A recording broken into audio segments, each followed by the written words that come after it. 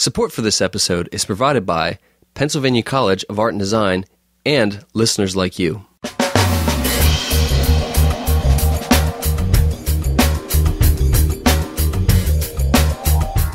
Welcome to the Lancast. I'm David Moulton. And I'm Keith Slesser. This episode, we speak with Matt and Carol Frigm, the musical duo behind SweetLife. During the show, the duo shares about the beginnings of their long-lasting relationship. And I remember that night because I was playing a solo show in somewhere in western York County, Pennsylvania. And after the show was over, she walked up, like the brazen hussy that she is to this day, handed me a card and said, "My band needs a guitar player. Would you be interested?" I said, "Sure, we'll check it out." Matt and Carol later expound upon the meaning and emotional inspiration behind their songs. Our desire with our music is to let everybody know, that we are very happily married for almost 20 years. And as long as we're breathing, that's just going to continue from what I can see. But not only that, but the songs that we write celebrate that. But then they also, I think, go a step further, and we try to equip people to have a similar relationship with their husband or wife, just like we do. So SweetLife is the idea that what Carol and I have, we've worked really hard to make it what it is, and it is really sweet, and it's for life. Enjoy the conversation.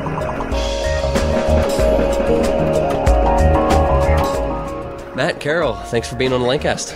Oh, thank you for having us. So, you guys are together, a group, and that group is called the SweetLife. How did the SweetLife meet? Boy, that's a long time ago. Before we were SweetLife, we were individual musicians back in fact, it was November 18th, 1988. I always remember that. She obviously doesn't, but I always remember that date. You're offended deep in. Yeah, You get bonus points when you forget other anniversary things. Well, I milk that a lot. Yeah, I do. Remember, she's really more the man in the relationship. No, we met November 18th, 1988, and I remember that night because I was playing a solo show in somewhere in western York County, Pennsylvania. And after the show was over, she walked up, like the brazen hussy that she is to this day, handed me a card and said, "My band needs a guitar player. Would you be interested?" And I said, "Sure, we'll check it out." So we started. Joined that band, and when that band dissolved, because of millions of reasons, the same reasons that every band dissolved for, and we decided we were going to go on as a duo. So we went on as a duo, and we did that for another year or two. Realized we were in love. Year or two after that, got married, and did music for a couple more years, and then took a long break in between there for about 10 years, and then about just over 2 years ago, we started SweetLife now. Okay, so I got to go back, and I got to ask Carol, when you first gave him that card, was it just because he was a guitar player, or were there other things behind that? Did you have underlining intentions? You're like, oh, he just happens to be a guitar player. Like, strictly business. Oh man, wow. Strictly Strictly business. It wasn't his smile, or the sparkle in his eyes. Nah. Okay, and so Matt, was it strictly business when he joined the band? Were you like, oh, well, I play guitar, I'll join this band, or was it like, I play guitar. Here's what I want to know. Were you thinking, hey, that chick wants me? We were young. I thought that about every person that talked to me. Every woman that talked to me even looked at, oh, yeah, you know how we comfort ourselves like that. For the people at home, your sarcasmometer should have just jumped up there really high. No, it was strictly business. I'm very happy to be able to say that we started out as really good friends before anything else happened. Before we even realized anything else was happening, we became really good friends. She became probably my best friend within a very short time. And it was after that we realized, hey, there's something romantic here.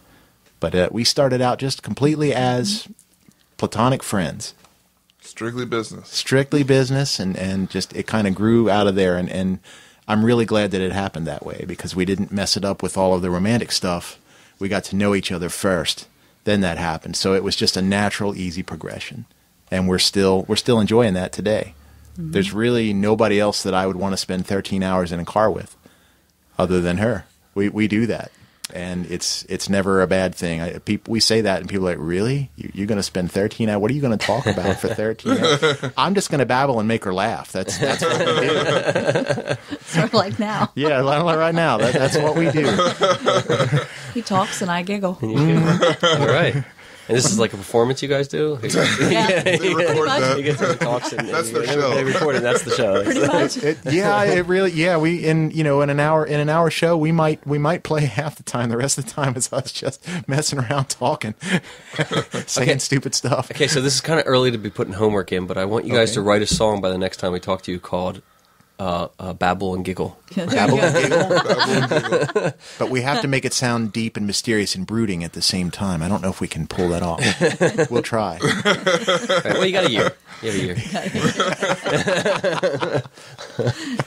So what kind of music were you first playing back then? Because that kind of stuff changes over time. Yeah. Oh, it really did. It really more for me than for Carol.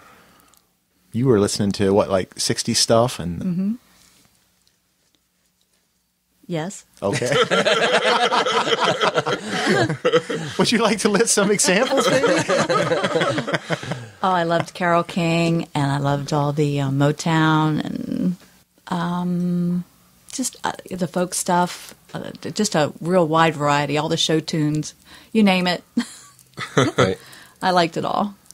Yeah. Mm-hmm. But was it rock and roll back then when you got started? Or is it still, so you guys were rock and roll. All right. Well, Some James of it, Taylor. well- James Taylor in there. Yeah, I liked all that, and I liked, I liked everything. A lot of, Steven Tyler, I love. So, I mean, when he came out with that song, "Don't Want to Close My Eyes," Yeah. he became my best friend. yeah. That was a good day. Sing that every night to her. Yeah. Close my. He sang her to sleep, and then you were like, "Wait a minute." No, that's not quite the effect it had. So I'm just gonna guess you were into Run DMC and those Oh no, Beastie Boys. No. No. I was just a no, my Alice in Chains, I think, probably looks like.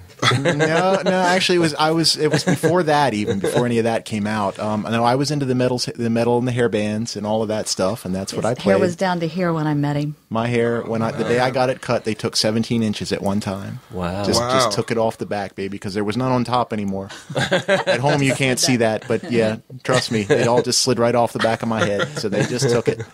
But yeah, it was an interesting mix. A lot of Rush and classic stuff like that, and then combine that with my guitar teacher was this tremendous jazz player. So I sort of had an affinity for that too, and that turned into a really weird mixture. It was really hard to play jazz chords with all that distortion and everything, but I did it anyway, and it was, sometimes it sounded good. So now today, it's sort of all that has blended together. You'll still hear a little bit of the rock. You'll hear a lot of the jazz. You'll hear a lot of the Karen Carpenter and that sort of stuff. But then we've been in Nashville 3 times this year, just going down, expanding our horizons, meeting people, doing that whole networking thing. So now the modern country's starting to creep in. So there's a whole mix of stuff, and it's really a unique form of music. I think it's very accessible, but it's not something that I've really heard So you would around. describe it as like a cross between Pat Boone and David Bowie. Yeah, maybe with I don't know, with a side of Toby Keith or something, Yeah, we really emulate all these people, and that's what all musicians do. You just kind of take the people that you love and the stuff that meant something to you, and you just try to copy that the best you can and blend it all together, and so hopefully somebody will think it's really original, and there you go. So that's... So the SweetLife, I always have to ask every band, where's the name come from? How'd you come up with it? Does it just sound cool, or is there some meaning behind it? No, that was like childbirth to come up with that name. Is it the Sweet Life or No. Sweet Life? Just SweetLife. Just Sweet one Life. word. SweetLife, okay. That's cool, Keith. Get it wrong. Hey, Yeah. Hey, I knew her name was Carol.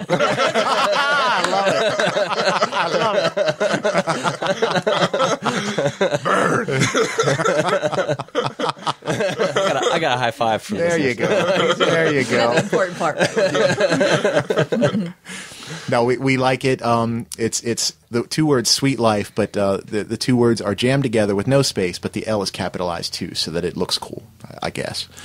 But "Sweet Life" came from basically our desire with our music is to let everybody know that we are very happily married for almost 20 years, and as long as we're breathing, that's just going to continue from what I can see. But not only that, but the songs that we write celebrate that, but then they also, I think, go a step further, and we try to equip people to have a similar relationship with their husband or wife, just like we do. So the Sweet Life is the idea that what Carol and I have, we've worked really hard to make it what it is, and it is really sweet, and it's for life. So it just seemed like a natural thing. Did I explain it right, baby? I think so. Okay. It wasn't always sweet, No. and that comes out in our songs. Well, it's real sweet. So you can say, change your name to the Real Sweet Life. No, I'm just joking. I'm just joking. That is probably one of the most in-depth example or definitions of the band name that we've ever gotten. And most people are like, oh, well, it was kind of cool. We saw it. Rock on. The interesting thing is a lot of the bands that we talk to are always talking about falling in love or, missed opportunity romances. You know what I mean? Like, okay. And so it's kind of a different perspective than we've ever had on the show, talking about, marriage and people in marriage and stuff like that. So I like it. I think there are a lot of people in this world that believe a lot of what you see on TV and what you hear in love songs and think that that's the way it is. And with Carol shaking her head, it's really, trust me, people, what you see on TV and in those movies where everybody's like, oh, and all the vampire movies and all that, that's really not how it is most of the time. Nobody could live like that all the time. Sorry. Call Me Maybe is not based on reality? Yeah. I mean, you mean the vampire? You notice vampire movies? I did notice him sparkling in sunlight a little bit. That's just the studio light shining off my bald head. Oh, here, I thought you were a vampire. Well, we're going to play the song Perfect Summer Day. And awesome. Before we do that, why don't you guys tell us a little bit about the song? How did you come up with it? And what went into it? Well, it was 4th of July, and beautiful day outside. It looked like a perfect summer day. So instead of going outside and enjoying the day, we sat in the basement and wrote the song.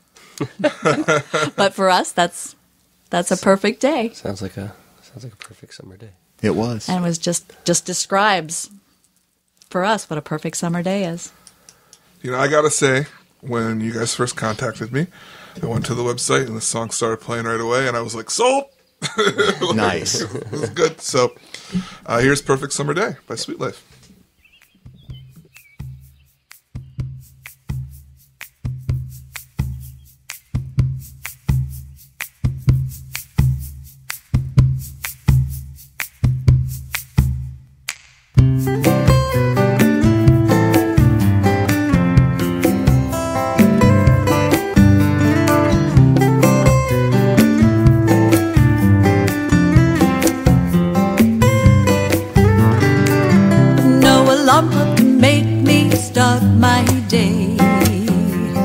You're here beside me, stretching your good morning, not quite awake. How did you sleep, dear? Your breath on my neck is tickling me, but I don't mind 'cause I can see it's gonna be a perfect summer day.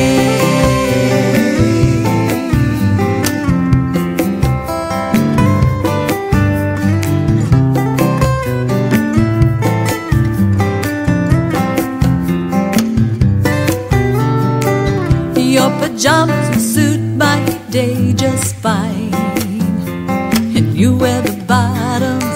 The sun is shining and all we have is time.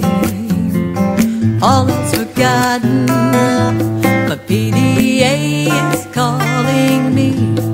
Oops, I forgot to charge the battery, and it's gonna be a perfect summer day.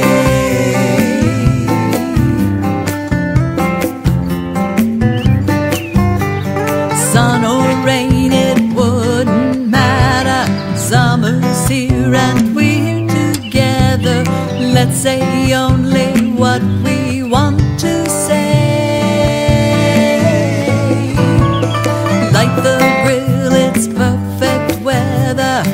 Make mine with a pink umbrella.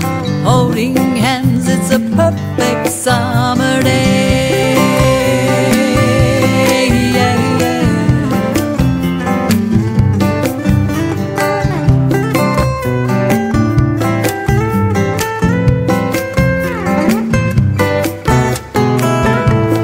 We'll let the radio just play.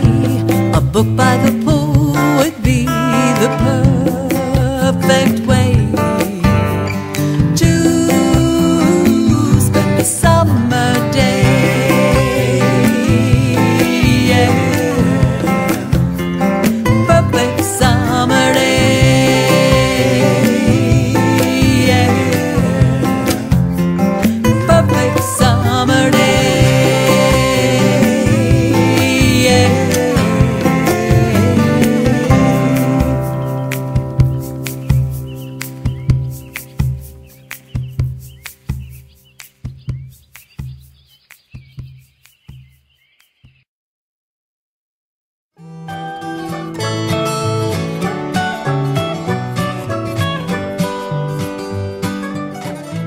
Whoa, David, what have you got there? A pina colada? No, not the drink. Oh, this. Yeah, I've been meaning to tell you about this. We just got our shipment of 3x10 bumper stickers in. Oh, sweet. Now I can put one on my car and pick up chicks. Keith, you're married. Whoa, it's working already. Well, if you want a chick magnet Lancast bumper sticker like Keith, they're free. Just email us at bumpersticker@thelancast.com. Hey, Keith, get back here with the box of stickers. I need one for my car.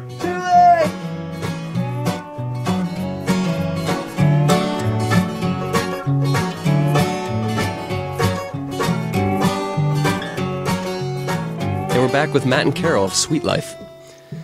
The songs you guys write, how are the songs written? Who does the lyrics? Who writes the music? Or is it like a total joint effort? Or It really depends on the song. Sometimes she'll just come home and there it is. It's all done. Other times it's a complete collaboration. It just depends on the song and what the song desires and what we're feeling at the moment. So sometimes it'll come from a conversation that we've had or something we've seen on television or... Usually one of us comes up with like a little, the hooky thing, and then we just expand it from there. Now, I know for myself, I also a songwriter, that when I write songs, I heard you say depends what the song wants, and I also refer to like a lot of the songs I've written. It's more like I say, well, I kind of discover the songs. I don't really write them. I kind of discover. Would that be something that you were saying? Like, does a song sort of have a personality that you have to work with in it, or? Oh, they're children. You yes. need to accommodate what they need while taking them where you want them to go, and we strive to do that. I hear so much music that's out there that is basically, it's weird to say, but it's like an abused child. They just said, we're going to take this concept and we're going to jam it into this music, and by God, that's just how it's going to be, and we're going to make $1 million. And I find that very distasteful. So yeah, for us, there's a respect there that you should have toward any child for its personality, its needs and wants and desires, but at the same time, you're trying to take it somewhere. So we always try to do that and keep it true to what it wants and what it needs at the same time, if that makes sense. Yeah.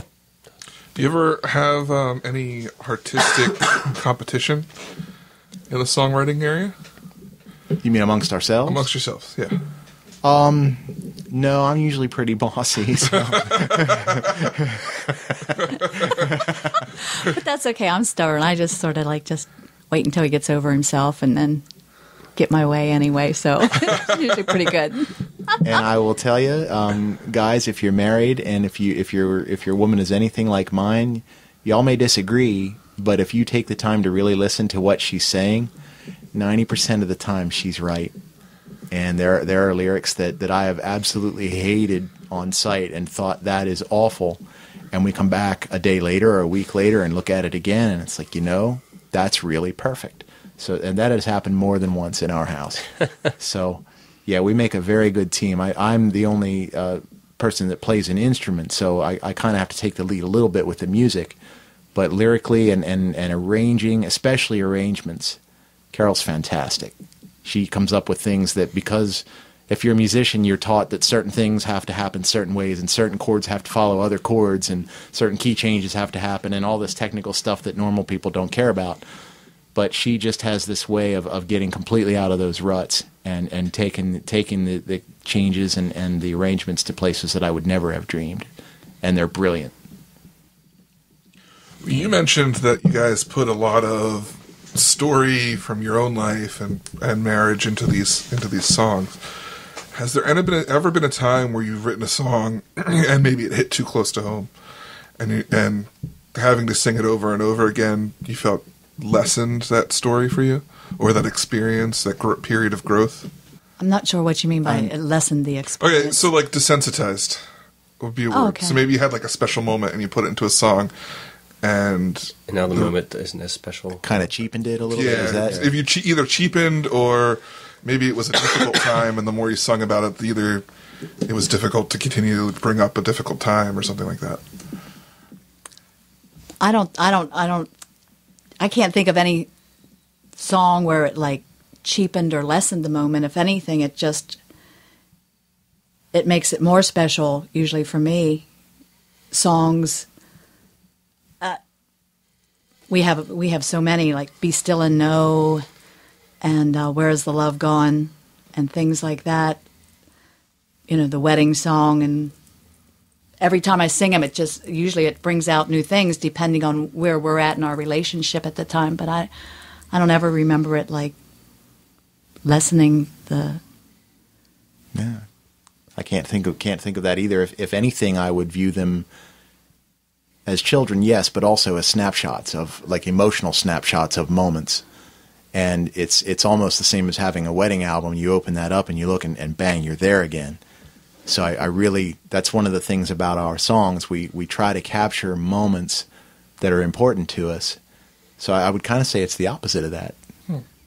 Isn't that interesting? Because in certain situations when you tell a story about something that was amazing, the more often you tell it, the less it holds for you sometimes. Like an accident, or I climbed this mountain or something. And sometimes when you repeat things over and over and over again, you get tired of repeating it. But I guess when you put things into music, it kind of adds more depth to what you're saying. I think so. And as we grow, I think the songs grow too. Because you're, like you said, you're seeing them from a different perspective all of a sudden. It's like, wow, I never thought of it that way. Like as a mountaintop experience, well, I climbed the mountain when I was 19 and I came back when I was 45 and climbed it. It was a different experience for me because I was different. So I think as we sing these songs, we've sung them all over the country, and I think they're growing with us. So Matt, you brought your guitar with, and you guys are going to play a song for us called "Time to Say Goodbye." Right. And we were just talking about the emotions behind music that you've written. Can you tell me a little bit about the story and the emotion behind this song? Sure. This song, this is an interesting song in the sense that the day we wrote it was basically it's a song about a person who realizes they're in the wrong relationship, and really there's nothing else to do but just get out of it. And when you listen to the song, if you don't know the history, I think you're just going to think, wow, that's a song about some guy leaving a girl or a girl leaving a guy because it just wasn't right. And that's wonderful, and I hope people get that out of it, and I hope that it brings some healing and some help to people that are in that situation. But we actually wrote the song. We spent a lot of time the first year or so that we started SweetLife to get known in the area and to get practice again and to get really good at what we were doing and getting a gauge even on the music that we were doing. We started playing a lot of open mics in the area. And there were several of them that every week we would play these places. Oh, you guys are so great. Call us. We're going to book you. We're going to give you a paying show here. It's going to be wonderful. You're the greatest thing since sliced bread came out. You're better than sliced bread. And each week we would go and play, and we would smile, and they would say the same thing. And each week we would call, and they never returned the call. And eventually we figured out that as long as we were going there to provide free entertainment, we were the greatest thing since sliced bread, and they would very happily give us a couple of sodas and a water for free, and everybody was happy. But we realized one week, this just isn't going to happen. We're not ever going to play this place for money. And we found that rather insulting, and we felt used. So we just decided we're not going to do that anymore at those particular venues, and they shall remain nameless. But, it was just time to say goodbye. So everything that's in the song, although it sounds like this great guy-girl breakup song, it's really about several of the venues in South Central Pennsylvania that wouldn't let us play there. So once again, here's Time to Say Goodbye.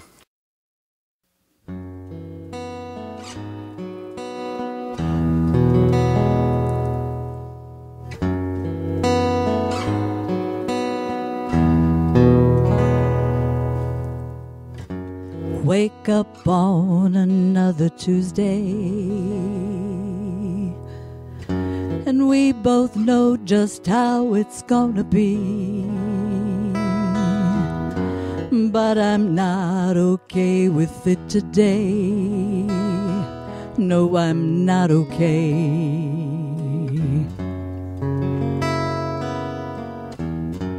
It's all right if you think I'm crazy.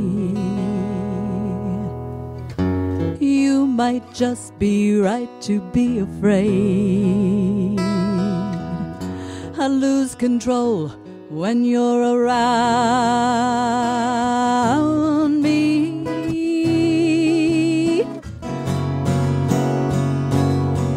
And it's time to say goodbye. It's time to face the truth. There will never be a time for me and you. It's time to say goodbye. It's time to see the light fading into gray. Let's turn and walk away. It's time to say goodbye.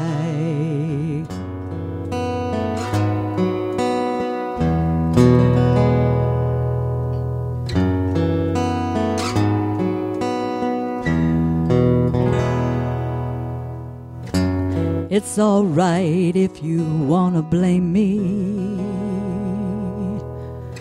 I know it's me for wanting more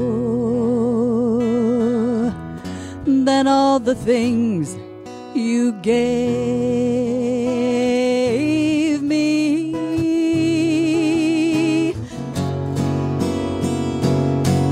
And it's time to say goodbye.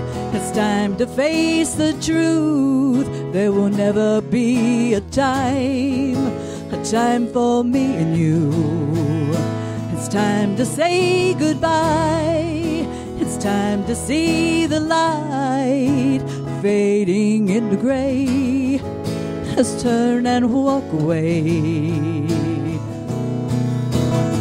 I just wanted to show you everything that's in my heart, to show you I am in every song. Serenade your soul, but the chase is over now. And it's time to say goodbye. It's time to face the truth. There will never be a time for me and you. It's time to say goodbye. It's time to see the light fading into gray. Let's turn and walk away. It's time to say goodbye.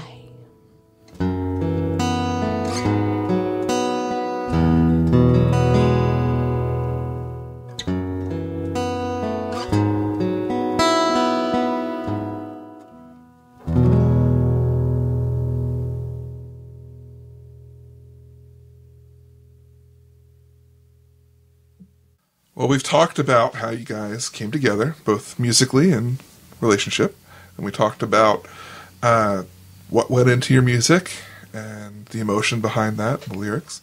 So what is in the future for SweetLife? What's your next goal for writing more songs or for travel, such like that?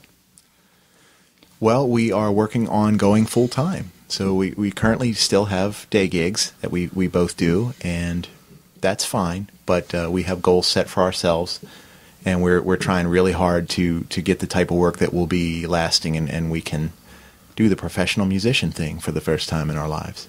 It's what we love to do, and it would be a lot of fun. Would just love to do it full time.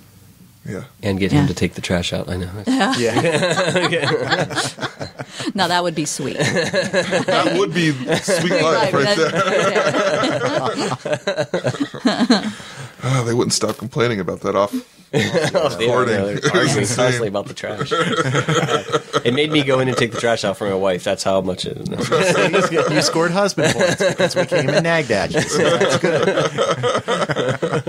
Of course, it wouldn't hurt if, like, one of the songs we wrote hit it big, in Nashville. So that would be good too. We've done things like that this year. We've gone to Nashville a couple times to network and do things like that and play whatever we could play there.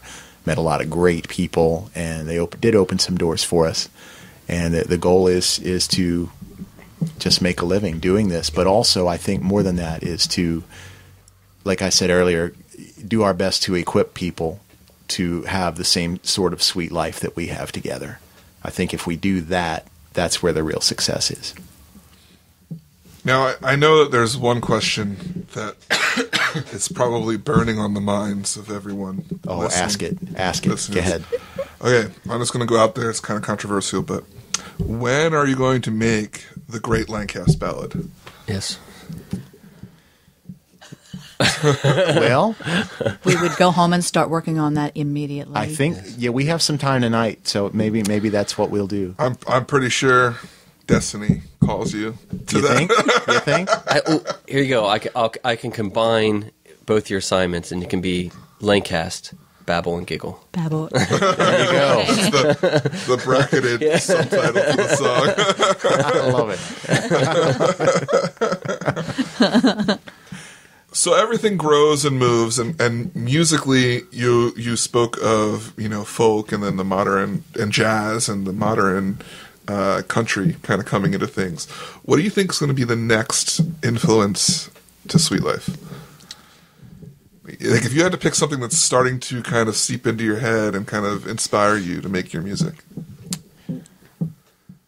An outside influence? Boy, other than that picture of Keith and I that you have on the wall to look at. That you'll use now There forever. comes the giggle part, Inspiration. We have to stop and get candles on the way home for the altar. Yes. We must have a shrine. We must have a shrine. Meditate an hour a day to the Lancast, and you'll be fine. I think that's good news for anybody. I think we are going to continue to try to use the mechanics of music, of course, but I think we're going to continue to try to just find people where they are, take those emotional snapshots, and hopefully people will resonate with that, and it will help them to live their lives better. And musically, whatever form that takes, we're okay with it, I think. I don't think it'll be like black metal or anything like that, but you never know. No, The future's wide open. When you look at people like Carmen, you know the band Carmen, not the old from the 80s ballad singer, no, but the new band Carmen. Okay, I'm not familiar. Okay, it's also they're engaged, but it's a husband-wife team. Oh, we'll check them out now. Thank you. Yeah, they did kind of like street pop and rock. Like he plays an instrument, she sings, and one day they, for funny, put her covering a rap song online, and he was playing the piano, and it took off, and now they have like Another hip hop band. they're pop. Now they're a pretty big pop band, like #1 Nice chart things, because they found out that she has this gift to rap, to speak really fast, so they can throw like rap lyrics in. So it's just waiting for Carol's opportunity to break out in her into rap. Just let her freestyle once. Yeah. Cool. In the middle of a song. Just like, and she'll be like, You can beatbox too. I think you should have a beatbox. Nice. Yeah, there you go. You were saying about your songs. You made the joke about making one big. It'd be nice if one went big. How like I've been thinking about this for myself, but how married to your songs are you? Like, if someone came along and said, "I really like your song. I want my artist over here to record it." Would that be so? And they'll pay you for it. You're going to get money for it. You're going to get royalties. Everyone will know you wrote it. But like, you're not going to be performing it. You're not going to be the artist that, like, what, like, because I know that scenario's been brought up. I mean, not that that's happened to me, but I'm saying like the idea has been put in my head. And I think like, oh man, I don't know if I want someone else playing my song. If you could see the looks on their faces right now. I'm thinking 4 words. Where do I sign? Because we can still always do it because Right, it's our it's your song, right? Okay. Right. Just because I checked that out first before I agreed to go like down to the Nashville the Writers thing and to send our songs there and stuff like that. Yeah. It's like we can still do them, right? And it's like, yep, they're your songs. You can always do them. Wow. So we checked it out. So we're good. Planning ahead. Yes. Because I felt the same way. But everyone will be this famous song, and everyone will think that the Beatles wrote it, and here it was SweetLife. That's great. That actually happened. We were down there. The Beatles wrote a song for the Beatles? Yeah, that's what happened. Explains their fame. While we were in Nashville this last time, we actually, and I can't remember his name to save my life, but we were actually honored to be to share a stage, not at the same time, but in the same evening, with a guy who had just written a huge country song that's huge now. It's called "Looking for a Woman Like You." Looking for a Woman Like You. And you heard it on the radio the whole way down 81, the whole way down to Nashville, several times a day. And here it is, this guy just stands up with his guitar and just sings the same song, and it's a different voice and everything. And here it was the guy that actually wrote it.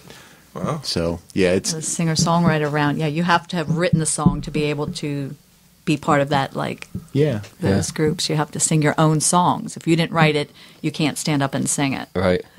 So when he started singing that, I was like, that's pretty neat.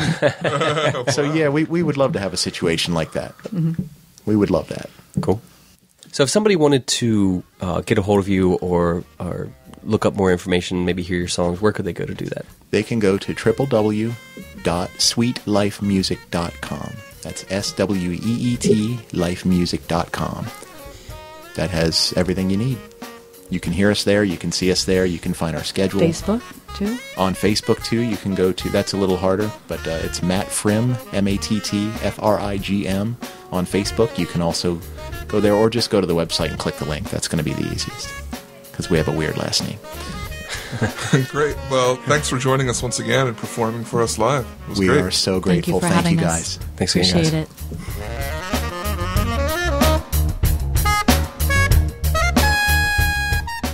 We hope you've been enjoying the Lancast. This episode was produced by myself, David Moulton, with show notes by Keith and Lawrence Lesser. All pertinent links to this episode can be found in the show notes at thelancast.com. If you specifically liked this episode, we ask that you consider making a donation. Every little bit helps. Even $1 a show can keep us going. If you'd like to help support us, you can do so by going to thelancast.com/donate. And don't forget to subscribe in iTunes and tell a friend about the show. So, for the Lancast, I'm David Moulton. And I'm Keith Slesser. Asking, are you in the cast?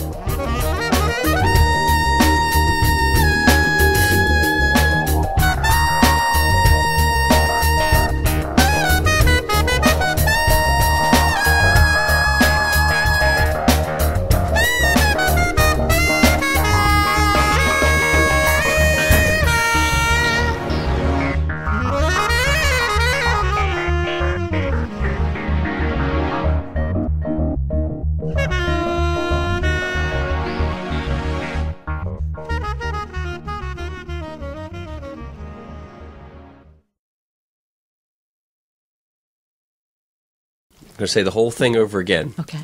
See if I can say it it all right. So interesting the first time. I was, and I won't be able to get it the as second good. time. No. Now you're going to repeat it. It's going to lessen the experience. For me. Perhaps if I sang it to you. Yeah. So you brought your guitar. Be in the moment. Yeah.